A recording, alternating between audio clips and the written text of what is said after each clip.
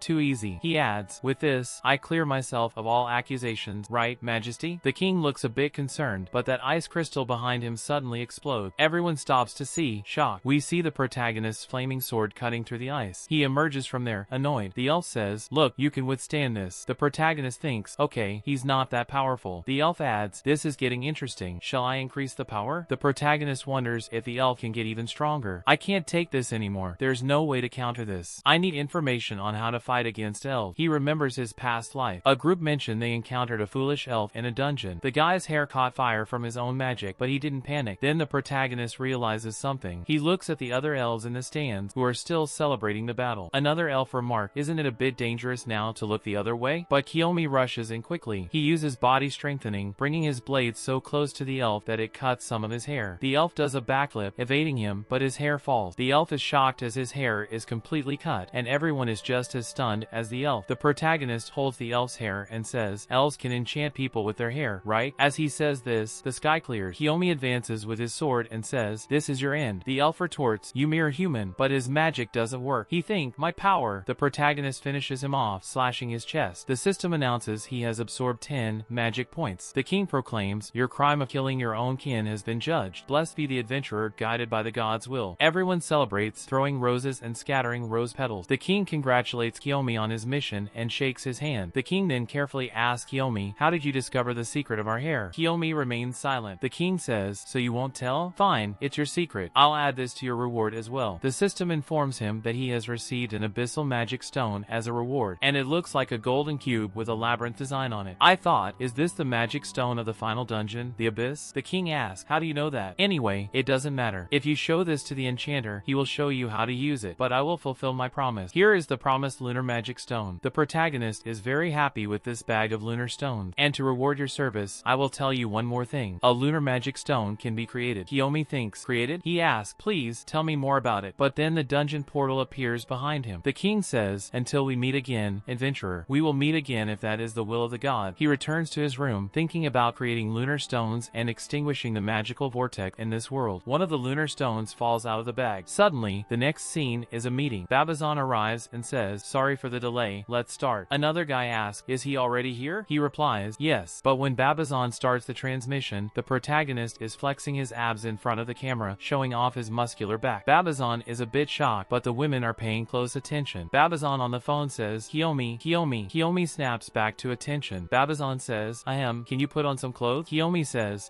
sorry, I didn't think it would start now, so I got a bit bored. So, what's the meeting about? Babazon says, I want to recommend you for a certain job. Kiyomi replies, recommend? Babazon says, yes, we are gathering powerful adventurers for a big job that's coming up. And with Alice's suggestion, we really want you in on this. Kiyomi thinks, Alice, alright, then you can talk to me more. Babazon responds, what I'm going to say now is confidential. Make sure this doesn't leak. They launch a file for transmission, showing graph. What is this about? Kiyomi asks, this is a chart about the number of adventurer deaths. It seems the number that has risen the most is adventurers attacking other adventurers. It's hard to believe, but it's true. This also includes accidents during fights. But specifically, what I'm referring to is, Kiyomi interrupts, killing other players, right? Babazon says, I'm surprised you know. This information isn't public yet. Kiyomi responds, I heard some rumors about it. Meanwhile, he's thinking, in my past life, if you see this, only then do you think, in this timeline, I have to end them? Babazon says, rumors. Sure, this organization that kills other players is falling into our trap. So, you'll gather all of them in the same stage you did, right? Babazon says, I'm glad you understand quickly. It's a dangerous secret mission, but the rewards will be equivalent to the danger, and your reputation will also grow. Besides, it seems you're spending a lot on medical expenses. Kiyomi thinks, he knows about my sister's situation. Okay, no problem, I'll take on this mission. Just send me the plan. I need to prepare first. Babazon responds, I expect great things from you. Here is the plan. Kiyomi receives a notification on his phone. Considering your skill level and the information we have on this organization, we are appointing Akira as the leader of this mission. And folk, the name Akira is Babazon. I was calling this other guy Babazon, but no, the speech was from this guy to Babazon. It was kind of weird, right? Sorry for those errors in the manual, but I'm also reading in English, and it was very misunderstood, to be honest. But okay, we still don't know the name of this old man. Apparently, Babazon is Akira. The scene shifts to Akira facing a creature inside a dungeon. He says, is everyone watching? While a guy with a microphone and a cameraman in the background look like they're producing a series. Akira says, this is a level B monster, but if you know how to counter it, we can defeat it easily. The creature slams its trunk on the ground, but when it realizes it, the creature is no longer there. Akira climbs onto the creature's head and says, the weak point is right on top of its head. He makes a cut right there. The creature falls apart, chopped into pieces. You see? It's easy. Meanwhile, girls are commenting on his live stream, oh my god, he's so cool. When the production team is near the portal, after he exits the dungeon, many fans are already following him. He thanks everyone, saying, I love you all. But once inside the car, he completely changes. He says, Jesus, being an idol to these peasants is not easy. But then another person says, please, mind your words. We received a message. Akira asks, the bloody serpent? The message reads, the officials have fallen into our trap. Everything is going according to plan. Just enjoy the rest. He says, splendid. He fiddles with his phone. I want to see the manifestation those officers gathered. His attention is drawn to one of the participants, who happens to be our protagonist. He asks, was Akio the adventurer who defeated the revenant? They confirm it for him. Kayamiyaki. We'll see each other in the red dungeon, right? He gives a psychopathic smile. In the next scene, we see Kiyomi with yellow roses. The nurse says, oh, they're yellow today. He opens the door, saying, Natsu. She replies, hey, big brother. She says, what beautiful beautiful flowers. He says, yes, and I also brought good news. We are close to curing your disease. She says, what? But the doctor said there is no cure for my disease. Natsu, it's okay. She replies, yes, I believe in you, big brother. The nurse is also excited on the outside, but then she shows her flower book and says, but the meaning of yellow roses is love fading away. The protagonist is completely shocked. He leaves, all sad, with his yellow roses. The nurse remarks, so he's that kind of person, right? And again, in the hospital courtyard, he receives another call. It's Alice, and she says, hey there. He replies, yes, they told me about the job. She says, yes, I'm glad you accepted. I can't go this time, but I'm sure there are skilled people with you, especially Babazono Akira and Ichino Zaru. Those two are very strong. Kiyomi responds, yes, it seems so. He looks at Akira's card, which says he is an S-rank assassin. He thinks, an assassin? Alice suddenly says, what did you think of the meeting after the dungeon? He replies, a meeting? Yes, a meeting. You're the most talented person I've met recently, and I want to get to know you better. He hesitates, I'll think about it. Alice says, you're having a tough time, huh? Oh, how cute. I'm looking forward to it. After hanging up, he thinks, confirmed date? Then we return to the old man who is not Babazono, and he addresses everyone who has gathered there. We see several adventurers in front of him. The dark group of players who kill others will end today. This will be a tough job, but I know you can do it. I've appointed him as the leader of our mission. Akira introduces himself. He is an S-rank adventurer and an assassin. He says, as your leader, I will do my best to guide you all. Let's complete this mission together. He motivates the crowd, and people are happy. As an adventurer, he's a good actor. Suddenly, a person approaches Kyo and asks, are you Kyo Miyaki? He responds, and who are you? Oh, you must have heard of me from Alice. I am Aichi Inos Iru, Alice's disciple. Aichi Inos Iru is an A-rank adventurer and an archer. Iru says, it seems you're her favorite now, but I won't lose to you. Kumi doesn't really care. A masked guy appears and says, that's enough. She introduces him as Shirota Taiki. Shirota is also an A-rank adventurer, and his class is a poison alchemist. Iru says, he's my partner. She turns with a bit of jealousy, saying, I don't know how Alice chose such a low-level adventurer. He has the skill, but that's it. Don't act like you know everything and have all the power here. Kumi just thinks,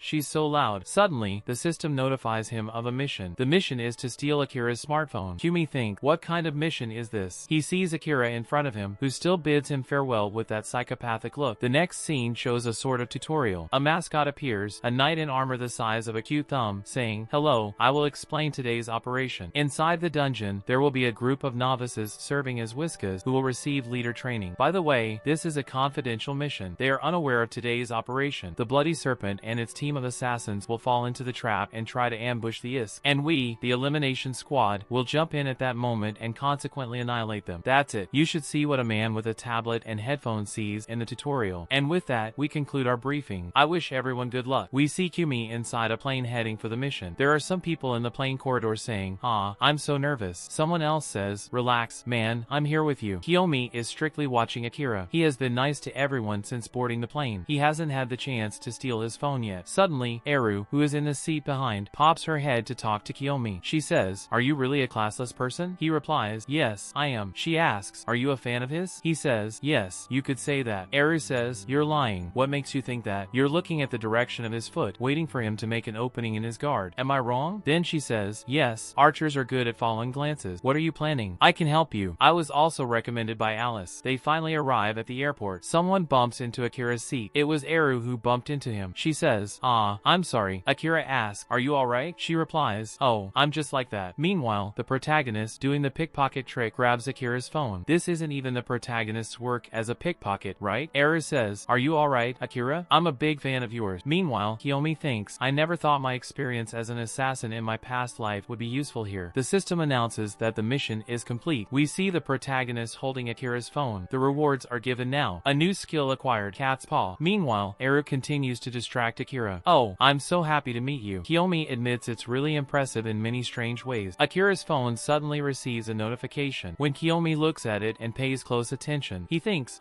so that's how it is. They finally arrive at the dungeon where they will set the trap. It's in a forest surrounded by various animals. A limousine approaches, scaring away all the animals. Agents begin to get out. The older man, who seems to be the head of the entire operation, says, if the intelligence is correct, they should be just ahead. Feel free to finish them however you like. Let's get rid of this evil now. Everyone starts saying, yeah, let's go. Meanwhile, the groups head toward the dungeon, chatting a bit. Then we see some adventurers collecting the empty breakfast boxes. Iru thinks, so that's why we skip breakfast together? Moreover, don't ask me. I didn't understand that part of the story. I swear I didn't. Then she says, said, I'm starting to think I should begin doing this kind of work. Akira puts his hand on her shoulder and says, it's okay, I'll take care of it. She gets so embarrassed when he touches her, but then she composes herself and says, acting all cool like that when you don't even have a class. Are the classless the strongest? Akira is motivating everyone, saying, I'll protect everyone's back. Everyone cheers, let's go, let's go. But Kumi and Era notice Akira's true expression, and Era realizes he's very sadistic, to be honest. Kumi motivates her, saying, stay calm, you're very capable of doing this. He steps in front of her. Era thinks to herself, yes, I think I understand a bit now why Alice values you so much. They enter an E-rank dungeon called the Ancient City Dungeon. As they walk, someone says, we're almost there. Suddenly, they see an explosion. They realize this group is the bait group, and their path is blocked by a tree. Finally, the villains appear, the player assassin. The leader of the bait group asks, who are you? The assassins cast a spell on him, throwing him backward with force. The others are obviously scared. The guy with the knife says, yes, let's have some fun now. Akira says, it's time, and his group approaches. The leader says, we're an extermination squad. We won't let any player assassins pass here. Akira winks at the other group, saying, sorry to keep you waiting. Everyone says, yes, Akira is here, we're safe now. Suddenly, they all feel a sharp pain and collapse, as if they fainted. Everyone is obviously surprised, but this was the work of the assassin group. And of course, Akira was on the side of the assassin. Look at that psychopathic face of his, you can't trust a guy like that. He starts laughing along with the other assassin. The guy from his team, who is on the ground, asks, what's going on, Akira? He replies, evil is all the weak deserve. He stands up to kick the guy, striking him in the head. As an S-rank adventurer, influencer, and very popular figure, you fell into my trap without knowing my true nature. Now listen carefully. I founded the Bloody Serpent. Both groups are shocked by this. The assassins and his team say, you don't need to resist. There's no way to defeat Akira. Akira pulls out a knife to finish the guy in front. The weak need to be exterminated, but as he tries to kill him, his knife is blocked by something, and the guy is still alive. We see it's Kiyomi who stopped the knife with his sword. Akira sneers, look who it is. Why are you still so energetic? Kiyomi replies, yes, I lost my appetite a bit, and now I understand the empty breakfast boxes. That's where the poison was. See, he shows the phone he stole from Akira. Akira is obviously very upset about this. Era thinks she would never have guessed Akira's plan. Akira gets very irritated and pulls out his knife to face our protagonist. And that's it for today, folks. I saw you like the first part a lot, so I quickly brought you the second part here. Don't forget to leave your like, subscribe to the channel, and the comment that will get a heart today is Save Nats again. See you next time. Bye!